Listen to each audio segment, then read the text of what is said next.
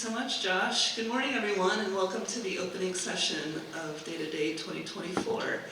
As Josh mentioned, I serve as the Assistant General Counsel at NPH, and I'm also a member of the Responsible Data team, along with our Chief Privacy Officer, Ted Cotterill.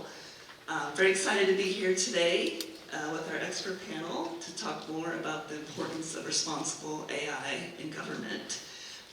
But before we dive into the content, I would like each panelist to maybe introduce themselves, name, title, and their association with AI and data. Start with Rachel. Hi, everybody. I'm Rachel Clark. I'm CIO for the Indiana BMV. A little overwhelmed to be called an AI expert. I will say I'm an AI fan, hobbyist, enthusiast. Listen to all the podcasts in the world that I can to come up to speed, and have been a Uber home automation fan, which is an early AI, for many, many years. So my whole house is all automated. You say, Alexa, good night, and she turns out the lights and the TV that I forgot to turn off, and shuts the garage door, and sets the alarm, and locks the front door, and all the things. So I'm an AI, a little bit obsessed in that regard.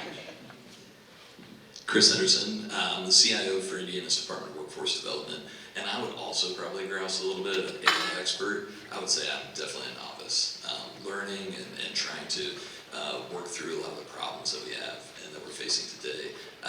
But excellent to be part of a team that's really geared towards solving some of these problems and leveraging artificial intelligence, and really having the good foundations around data and data governance. As far as my experience with AI, we did put forward a constituent-facing machine learning model. We worked through some of those aspects and those problems, and I've been a big student of it for a while. It's going to be a big part of our future. Good morning, Brian Zaczek. I am NPH's Principal Data Scientist, oversee our data science team. My background really comes from the Department of Defense Intelligence Community. I spent a little over a decade working in Washington, D.C. before coming out here to Indianapolis. Have experience in the aerospace industry. Lots of background in AI systems, responsible AI. Really ensuring that AI is used for good and be used in purposeful ways. So appreciate that we can come and speak with you guys today. And if you see us at the booth, feel free to swing by too. All right, thank you. Thank you all for being here and offering your insights. I guess it's a little early for anyone to be a true expert in AI, but I appreciate your perspectives on the topic. Well, yeah, we got Brian. So before we get started with questions, I just wanted to kind of provide a little bit of introduction as to where the state is right now in terms of responsible AI. In recent years, the potential of AI to transform public services has become increasingly apparent. However, AI also presents unique challenges due to the complexity of its technology and the fact that it uses a vast amount of data as it processes, which can lead to significant risks, including to individuals' privacy. So to address this, as Josh mentioned earlier, the Office of the Chief Data Officer recently implemented an enterprise-wide policy for AI systems. And this is grounded in the National Institute of Science and Technology, or NIST's AI Risk Management Framework. And given the current gray area in terms of AI regulation, it kind of made sense to base our AI system policy on a well-established risk assessment framework because it provides the necessary flexibility to adapt to evolving standards and practices while still ensuring a consistent and thorough evaluation of AI risks. And in this framework, adopted by the federal government and other agencies, is recognized as a leading standard. So that's kind of why we based our policy on this assessment. Along with the risk assessment process throughout the AI system's life cycle, it also addresses transparency and user awareness so that it requires that users are informed when they're interacting with an AI system. And that would be like a just-in-time notice that pops up before they opt in to use the system. But overall, the AI systems policy is designed to guide agencies in responsibly developing, deploying, and managing AI technologies, ensuring that data governance, ethical considerations, privacy protection, and transparency are integral parts of the process.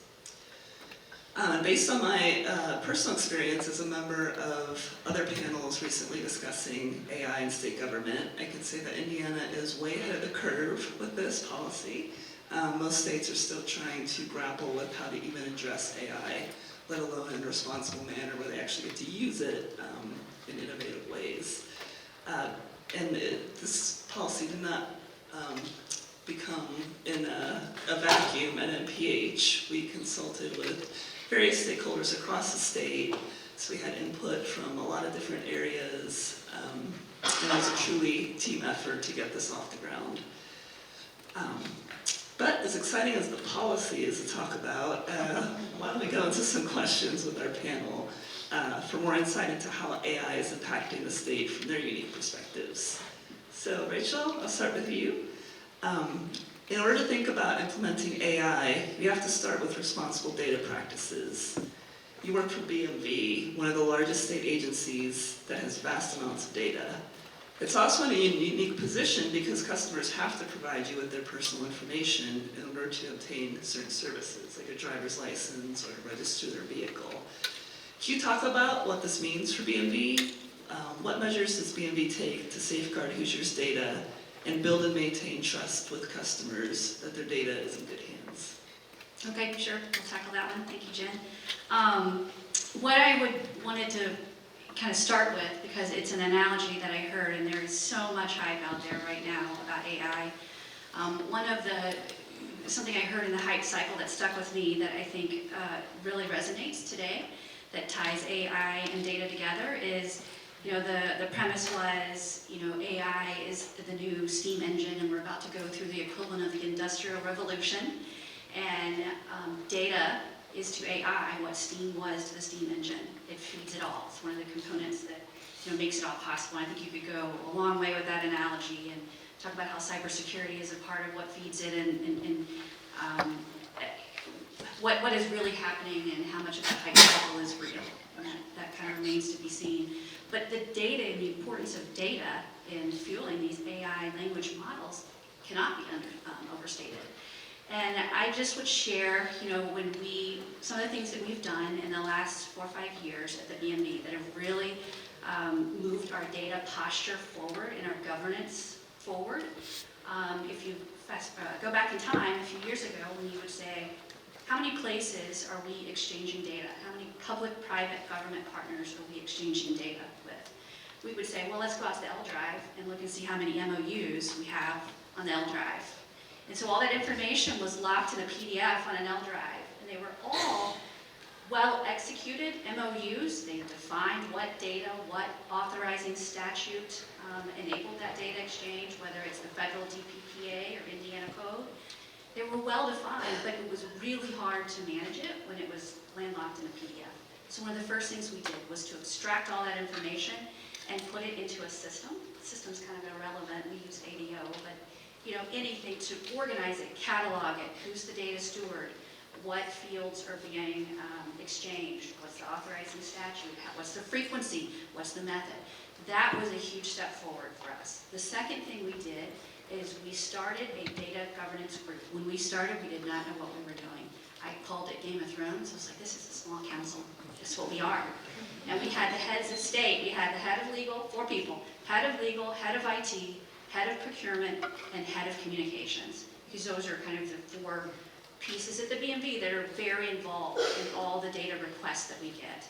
And we just kept at it. We kept meeting, we kept tackling issues, we kept going through process improvements and triaging, basically prioritizing what are the most important things that we want to tackle.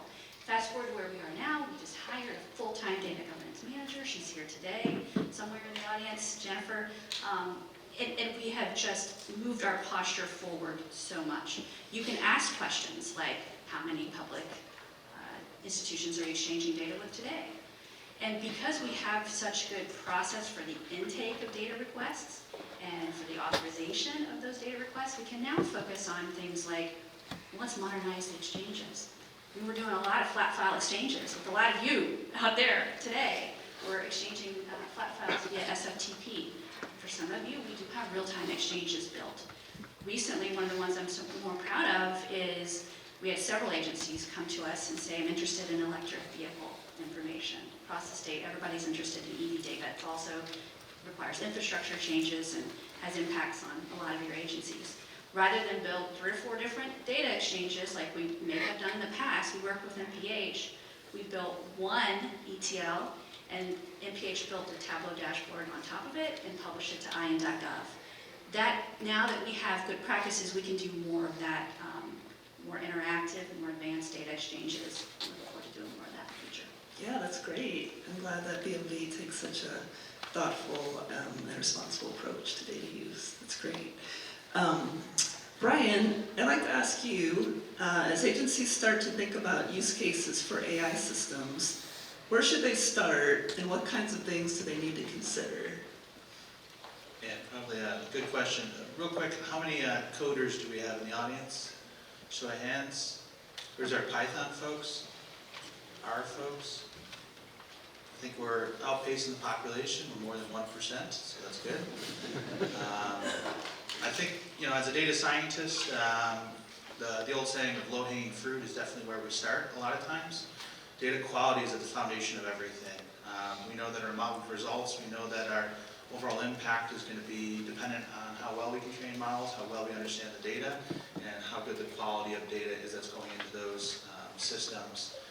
A lot of the state systems that I've had an opportunity to interact with weren't originally built to collect data for these types of purposes. They were transactional systems. They were systems to basically process lines of business. So we're taking these systems now and completely modifying them and creating training data sets out of them. And trying to understand what's the real value in there, but then at the same time understanding what issues may exist with these data sets before they become implemented. Really, when I look at any government organization, agency, business, a lot of it comes down to scalability, repeatability, and then overall cost. Scalability, what type of solutions can you build, how quickly can you build them, and how big of an impact do they have? Can you build things proportionally that will scale? And as they scale, you have more savings in your costs continuously. The mobility of applications, is it going to serve a localized population, a population larger? When I look at a lot of the government paperwork aspect of how do you fill things out, there's not probably an app on your phone now that doesn't have autofill or doesn't recognize your Google ID or doesn't allow you to quickly pay for things. All of these transaction services that the commercial world has really brought forth, those are the types of things that I look at on the state government side of where can we make dramatic improvements that not only save our constituents time, but also saves the government money and allows for us to do things in a faster and more repeatable fashion. So overall, the low-hanging fruit is definitely the easiest path to start with. Then also I think looking at low-risk applications and opportunities. So areas where the impact may be high, but also the risk of a wrong answer is low on what can happen. We spend a lot of time talking and discussing internally impacts of applications before they get built out to understand who may be impacted, what type of a wrong answer could be given, how those impacts could ripple, and particularly in this state, how many different areas have many different challenges and many different populations. So looking across the entire landscape to figure out what is the right solution and where are the, let's say, best areas to focus initial resources that can also be expanded later on. Great, thank you. Turning to you, Chris, as you alluded to earlier, your agency, DWD, recently implemented Pivot, an AI-powered workforce recommendation engine that leverages longitudinal data so job seekers can explore current and future career paths personalized to their education, employment history, and goals. Can you tell us more about Pivot and what factors went into DWD's decision that this was a particularly good case for AI? Yeah, absolutely. And I think Brian just really led with one of the biggest decision criteria that we took to build Pivot and to feel comfortable putting out a machine learning model. We wanted to target something that provided a ton of value, and we wanted to pick something that had a very low or moderate level of risk, right? We're giving recommendations for folks. So based off of their unique skills, their unique experience, we can sort of take that the path that they flowed through, and really look at, okay, you've had these types of jobs. What type of skills are you most likely to have? You've had this type of experience or training or education. How can we make sure that we can provide you a recommendation when you're at your most vulnerable point? So one of the reasons why we wanted to have this was to try to limit the amount of time that people have to be on unemployment insurance. We often meet people on some of their worst days after they've separated from a position that they've had. If anybody in here's had the misfortune of having that in the past, we're always trying to make sure that path to re-employment is as easy and as painless as possible, and to make sure that you got food on the table while you're going through that. Helping people navigate a ton of options. Sometimes it can be really overwhelming. So we wanted to provide a list and a nudge. We look at people's skills and experience, and then we say, hey, based off your skills and experience, here's a job that is really likely to give you an even better outcome, an even better income than you had before. And it's just a recommendation. It's a nudge. You don't have to engage in it if you don't want to, but we always want to give people hope. Here's something that can make your tomorrow just a little bit brighter, a little bit better. They're not required to do it, but it's an option for them, and we put it in front of them in such a way that it gives them a little teaser, and then they can go into pivot. After they collect their, they agree to the just-in-time privacy warning, letting them know, hey, this is a machine learning model. This is based off of the data that we're looking at. These are the specific elements of data, and here's what you can do to either limit or opt out of some of the parts of the data. Not all of it, because some of it we do have a mandate to collect and maintain. But here's a list of recommendations, and then we're also building right now the ability for folks to give us feedback. Right? I had to look up what the term phlebotomist was when everybody was saying it in a room.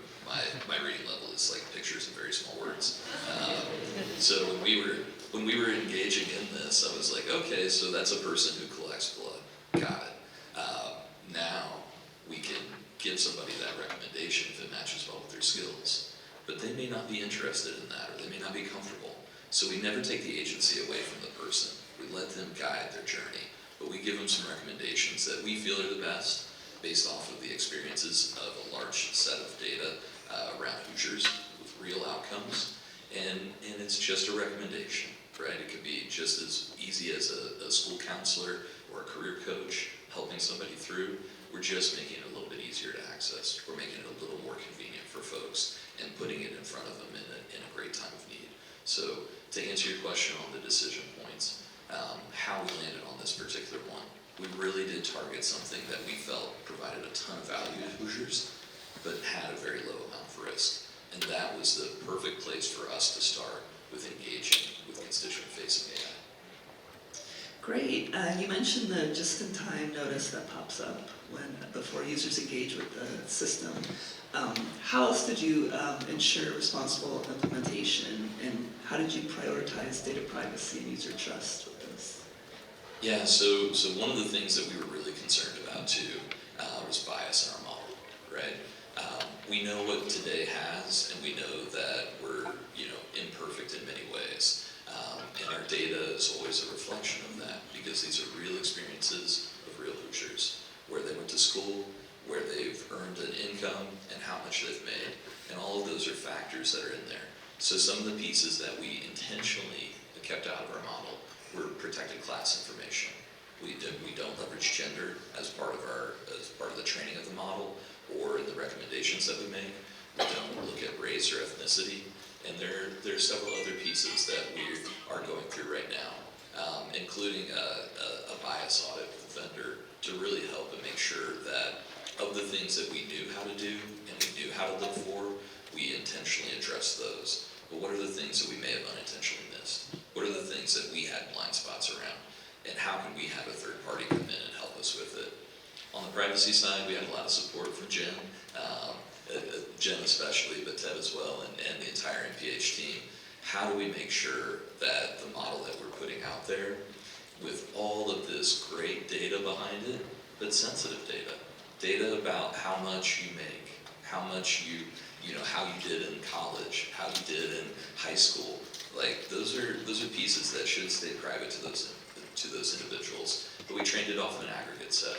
But we wanted to make sure that we were separating the underlying data from what we're using and from what people can access. So we trained the model in NPH's environment and then implemented it outside of a separate environment, the Enterprise Cloud Analytics environment, which I believe was what Josh was referring to earlier with the cloud approach.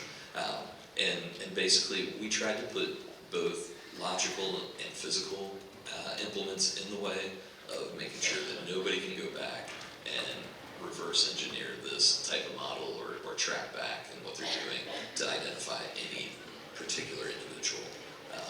And then also making sure that people understand the privacy rights that they have around it and what they can do to either limit or see their data. Great, yeah, great use case. Definitely a way to use AI to improve the lives of Hoosiers. And DWD is being very responsible about how it's implemented as well, which is great. Brian, we heard Chris mention bias as being a risk of AI. This is a term we hear a lot when people talk about AI systems. Can you explain a little bit more about what that means and how it can impact users of AI systems? Sure. So I'm a tech guy, and when I think about bias, it's basically the absolute training of the model and starting with the initial data sets. So what we try to do is we try to look at the initial data, how it was originally collected. What was the purpose of the collection of the data set? Were you measuring a certain aspect? Was it a survey? Was it a system that somebody was forced to enter information into? Is it things like a school record where all schools or maybe a certain set of schools need to provide information into? It really starts with the initial understanding of what the data sets are that are going into first training the model.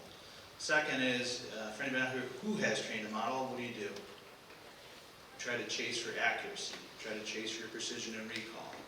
You run into issues of overfitment. You run into issues where you're now making so many different layers within your neural networks that all of a sudden you have a very, very specific case that can only handle very specific inputs. Humans are very dynamic, and what we have is very small snippets of your life. We don't have a continuous structure. We don't understand every single thing you're doing every day, but we need to recognize that there's a generalization of the population, and that what we have is very, very small snippets. So when we look at the overall training aspects, we try to look at, well, what types of things are going in and what types of things may be biasing the model in any given direction. Chris kind of mentioned the outside third party or looking. That's an easy way to test models, to look at certain types of conditions that may go in. It's important to understand also the overall usage of the model. Is it meant to predict something that is highly predictable, or are you trying to predict something that's a pathway that hasn't been taken yet? Two of the main concepts you probably have heard of, familiar, is in the loop and on the loop. Those are two kind of theories in practice that go out there in the data science world, which is eventually when you reach a decision point they're going to feed to a human. Is it important enough that you have somebody in the loop that helps to make the decision, or somebody on the loop that is essentially auditing processes that are going through? Data sets can be inherently biased. Historical data sets specifically, there's lots of statistical tests that you can use for you to look at that. The state is unique in the fact that it's not just personality, but it's also locations. So as you look across different types of communities that we have throughout the state, trying to understand not only in the case of recommendations, but other types of services, is there an underlying data set that may have a bias towards one direction or another? It could be something as simple as traffic information that exists within a GPS system that's routing you somewhere, your proximity to local networks. It could be a whole range of different issues that are related to race and gender and other things. So what we try to do is make sure that when we're responsibly building systems or looking at systems, that bias is taken into account at every single step. And at the end, before you get to a final frontier, it's difficult to know how to test every single possible solution, particularly when you get into the large language model spaces. I'll say one thing real quick. The adaptation of large language models, which sits underneath like ChatGPT, one of the real challenges that exist with that is essentially it's like having a coworker that's read the entire Library of Congress and every single article on the internet and every single thing that's existed that humans have ever written. And essentially it's using a large corpus of intertwined phrases, conjunctions. It's using a whole set of ideas that now it has paired together based on everything written in human history. So when using those types of models, it's important not only to look at the information that's coming into it, but how do you create all the safeguards for everything that's coming out. And that'll be a challenge for probably many of us in the community, many of us on stage. As ChatGPT 4, 5, 6, 11, 15 comes out, how do we ensure the safety, the integrity, and the overall usage of these services in an ethical manner for the state? It'll be an ongoing job that is really important to make sure as we incorporate more of these models and automation within the state. Definitely something to ensure we look back years later and know that this was efforts and time well spent to make sure we're giving the best possible services to our citizens. Definitely. Thank you, Brian. So Rachel, we've covered a lot about the state's use of AI, but putting that aside for a moment, let's talk about individual use in a non-official capacity and go back to what you mentioned earlier about how you found some great ways to use AI. Personally, can you talk about some of those with us? Sure. I do sort of segment my thought process when it comes to AI in terms of professionally, where I'm very conservative and participating in the NPH AI governance panel and bringing those lessons and that learning back to the B&B, trying to just advocate and explain where the state is.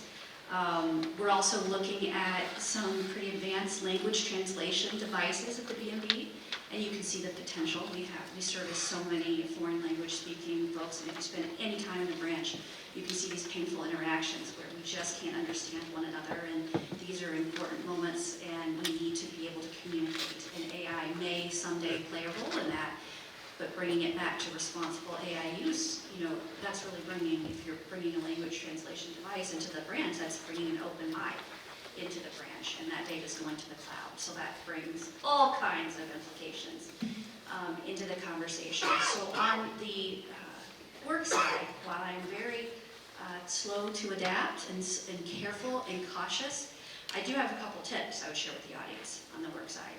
One, join every cohort or every opportunity you have to sit with people and talk about AI.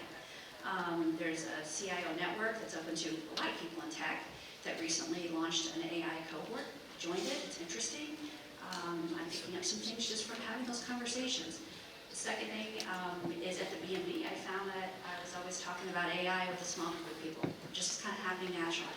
And I said, you know what, we don't need AI governance yet, we're not using anything, I know we're not there, but let's just start an AI guild.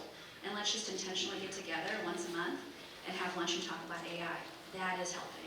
The third thing I will say, and not a single vendor in this room has paid me to say this, or even asked me to say this, but I think it's really true.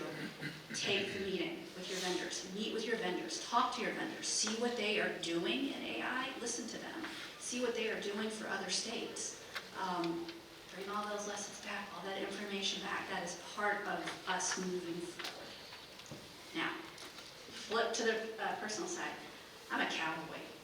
I cannot wait for, I think Amazon is coming out with a paid version of Alexa. So my Alexa, good morning, that turns on the Today Show and all the other things it does for me, is going to be on hyperspeed pretty soon. I'm sure I'm going to be a paid subscriber of that. I can't wait to see it.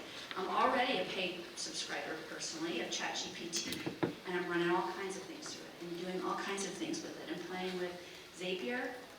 I think Zapier stuff will go away as it gets more advanced, but right now Zapier is a good way to take what ChatGPT can do natively and use Zapier, or Zaczek they call them, to integrate it with other tools that you use personally. So I'm kind of real cowboy personally and real careful and cautious professionally.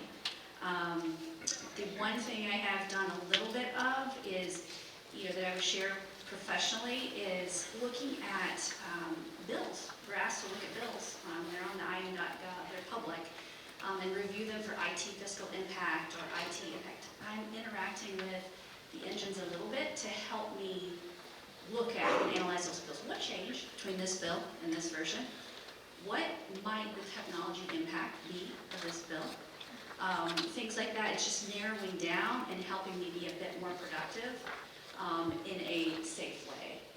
I think you guys have some ideas maybe you would maybe share on the same. I think the summarization, especially, like there are a whole bunch of federal laws and bills that come through, and trying to keep pace with them and understand like what are the impacts to our programs, what are the impacts to folks that are that are doing hard work, but might also have a system impact, or might change the way that we facilitate a process. And so definitely for me, like I keep Gemini up pretty frequently. Don't tell anybody at IoT in the crowd here, especially IoT employees, that Gemini's unlocked. Oops, I'm sure you got a phone. You'll be fine. But I use that quite a bit for summarization. Translation services as well.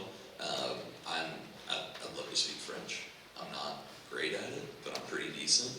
And translation services, especially to understand like news articles, super helpful for me. And then similar to you on the home automation front, we did a lot. We bought some Logitech Harmony devices and used Alexa to try to make things a little bit easier. Sometimes I'm bad at setting it up, and sometimes I'm bad at tracking changes, and that can be very frustrating. Thankfully, my wife left earlier because I've been a little lack on some of those. She would tell you the frustration there. I will say, I overheard my husband one time talking with one of his buddies, and I think all this automation we have is so awesome. And his buddy was like, man, your wife is obsessed. She's automated everything. It's pretty cool though. And he's like, no, it's really not. I never know what light is wired or not, so I'm afraid to flip light switches, so I just kind of sit here in the dark half the time. I may have taken it a bit too far. Yeah, if there's a problem with getting the stereo on and we can't listen to music, like I'm in trouble. Yeah. All right, well, I guess it's a good place to wrap up. Thank you so much for being on the panel and sharing your insights with us today. And that concludes this session. Thank you, everyone.